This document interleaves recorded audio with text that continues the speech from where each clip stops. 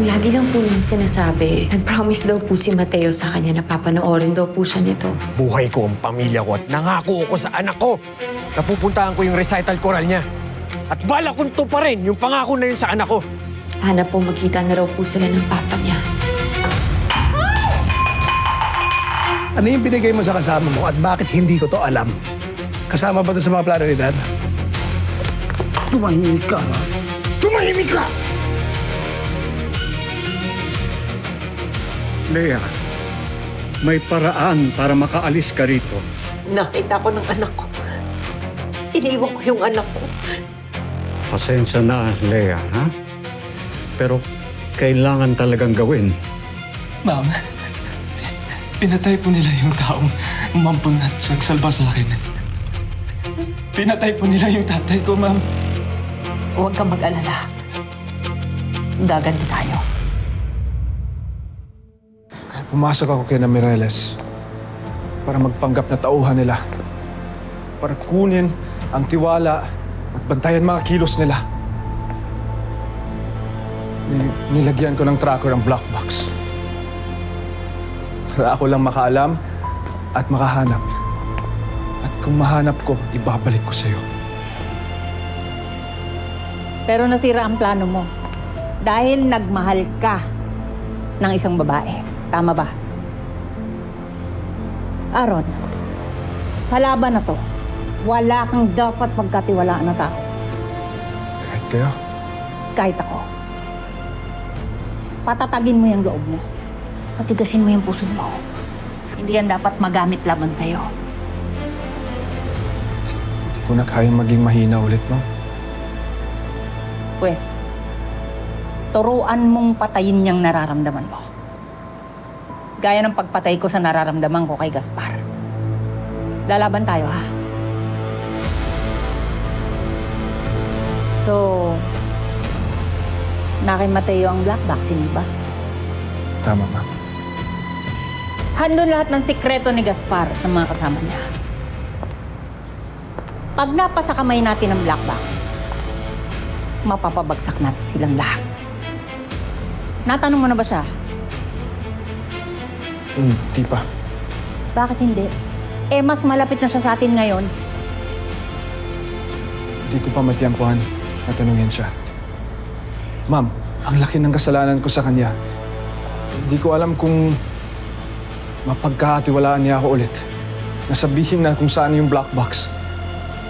Diba sabi ko sa'yo, huwag mong hayaang magamit yung puso mo laban sa'yo.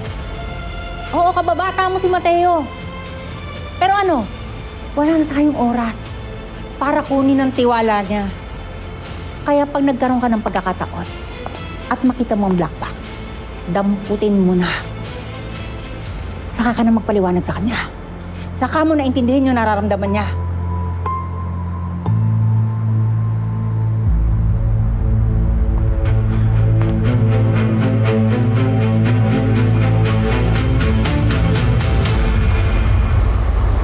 Ayan, checkpoint lang, ha?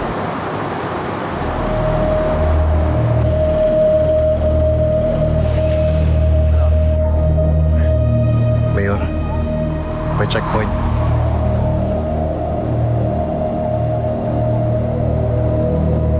Mateo. Magtago ka.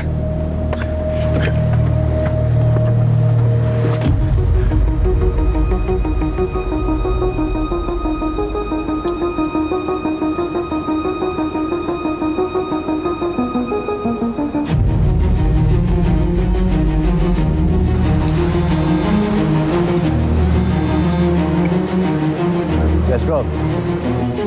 Handa na ba lahat? Yes, Rob. Ang bata. Pupunta na ho. Si David. Lansyado na ho. Sinisigurado ko na hindi na siya makarating. Good.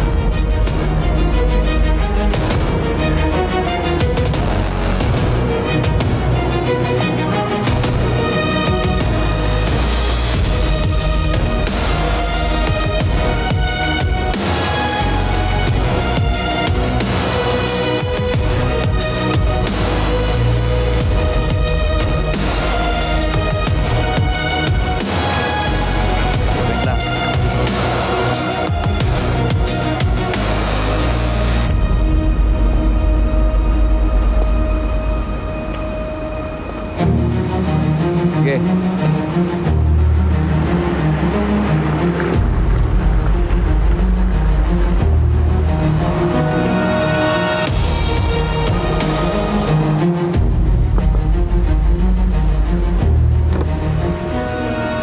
Magandang umaga, Chief. Ano pong sa atin? Magandang araw. Checkpoint lang. May malaking event kasi sa simbahan. Presensya.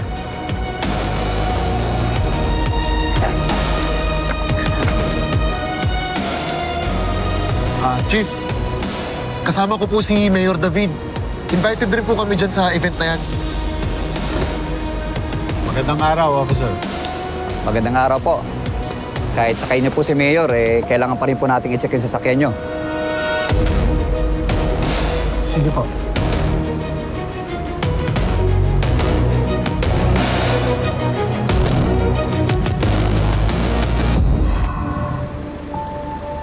Pakibukas yung trunk. Chief, Sige na, buksan mo.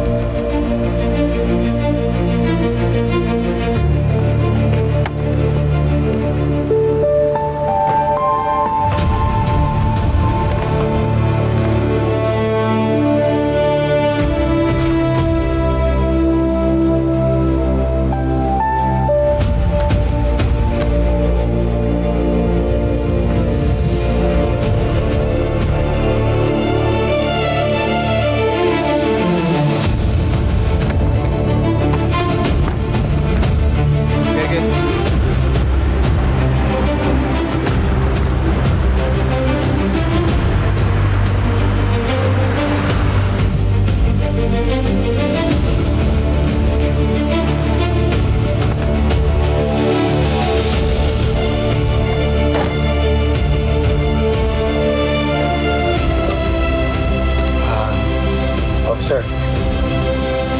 Hindi na po ba kami tumuloy? Sandali lang po. Hihingi lang po tayo ng clearance sa mga tao ni Gob.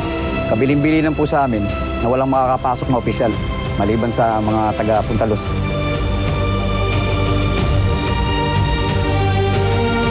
Roger.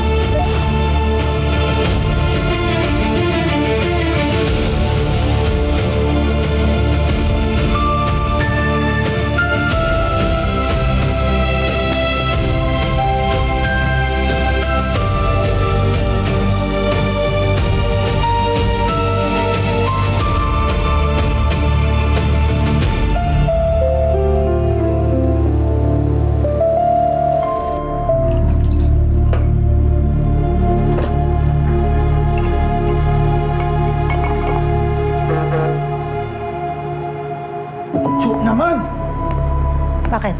Nag-text si Mayor, sabi niya, pinuntahan ni Cho ang pamilya niya sa simbahan mag-isa.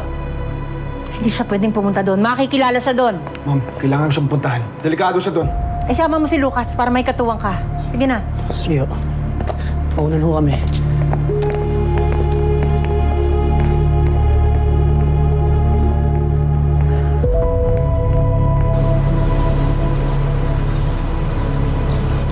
Okay, kids. Ready na ba kayo? That's good. Ruel, kulang pa sila. Wala pa si Miriam. Baka na late lang. Palagay ko, dadating din yun.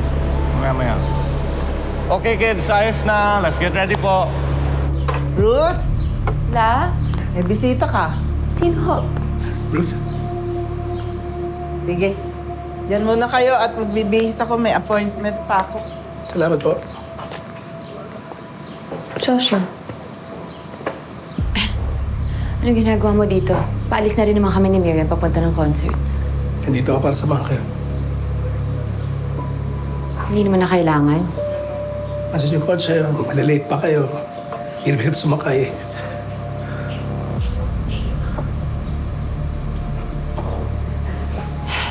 Sige, tatawagin ko lang si Miriam.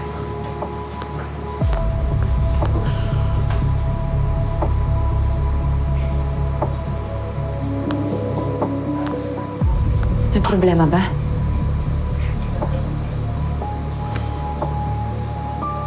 Paano kung hindi na lang kayo tumuloy? Posible ba yan? Ha? Anong ibig mo sabihin? Baka kasi magkagulo eh.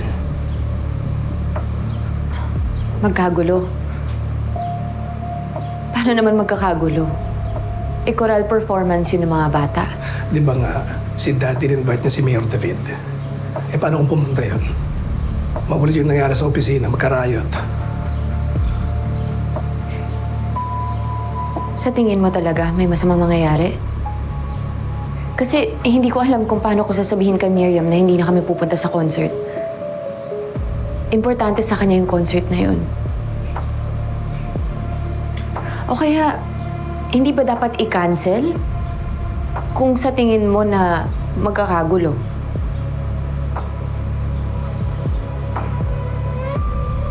You know what? Nandun naman si Dad, di ba? Kasama niya yung security niya. Sisiguraduhin na lang walang masamang mangyayari. So, magiging maayos ang lahat. Mabuti naman kung gano'n. Sorry. Tawagin ko lang si Miriam.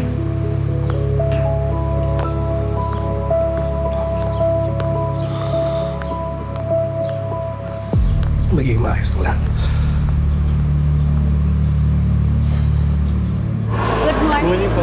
Morning. Buti na nakarating kayo. Siyempre, para sumuporta. Salamat po.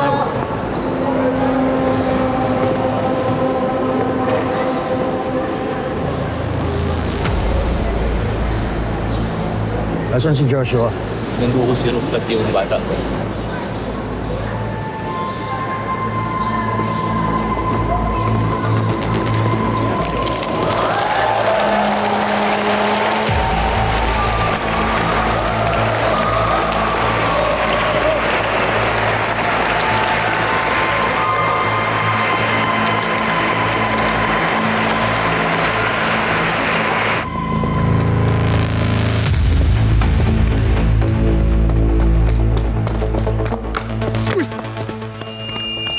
Sorry, Kuya Chong. Eman? Laro muna tayo. Mamaya ka na. Kailangan ko puntahan yung anak ko.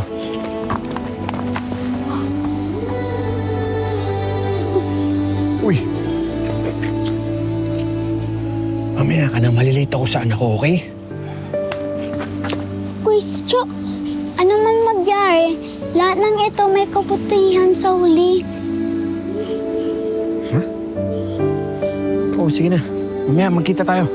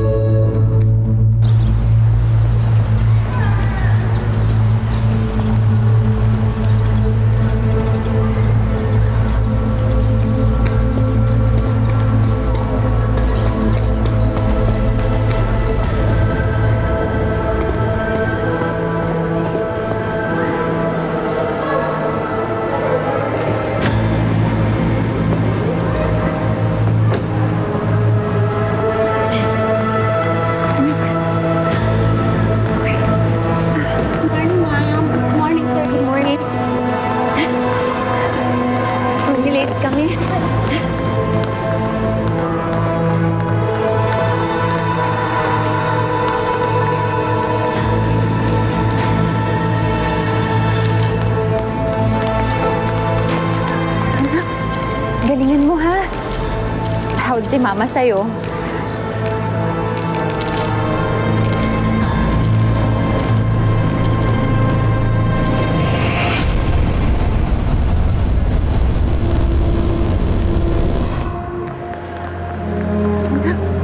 Galingan mo, ha? Proud si Mama sa'yo.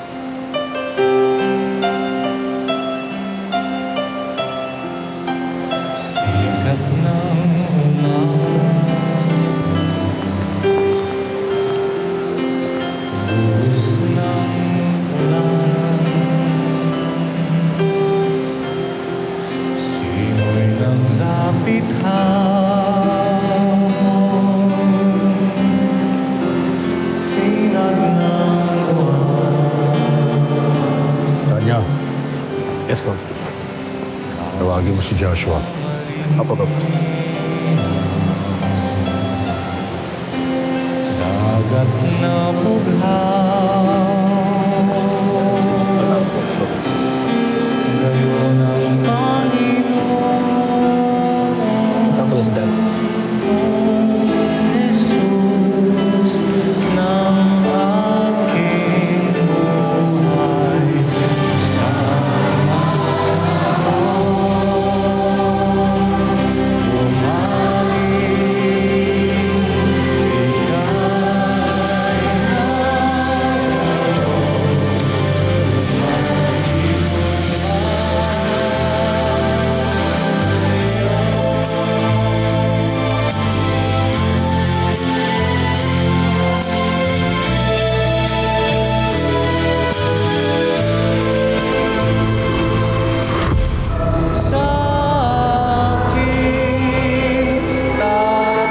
You're late. Sorry, Dad. Sinundo mo raw ang mag-ina. Yes, Dad. Ba't kayo tumagal? Are you planning something? No.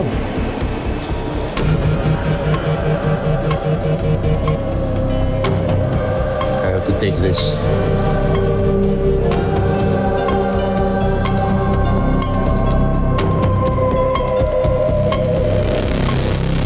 Panginoon, bigyan niyo po ako ng lakas na harapin lahat ng mga pagsubok ko sa susunod na araw. At para naman po doon sa mga mahal ko sa buhay na hindi ko kasama. Sana po ay nasa mabuti silang kalagayan.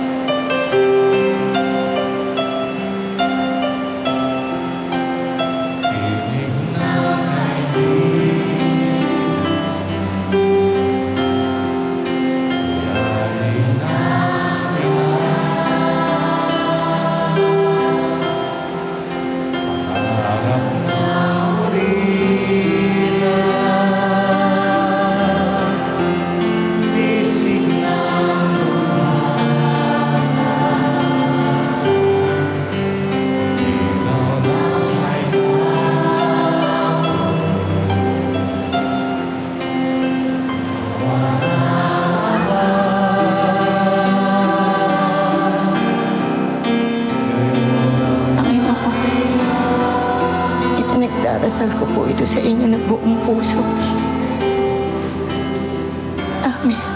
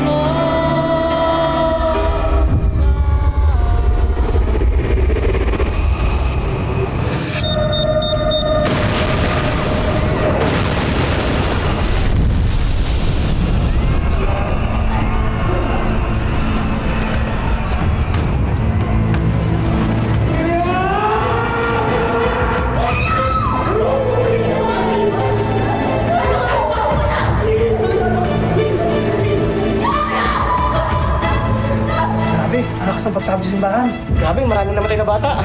Andiyan si Governor.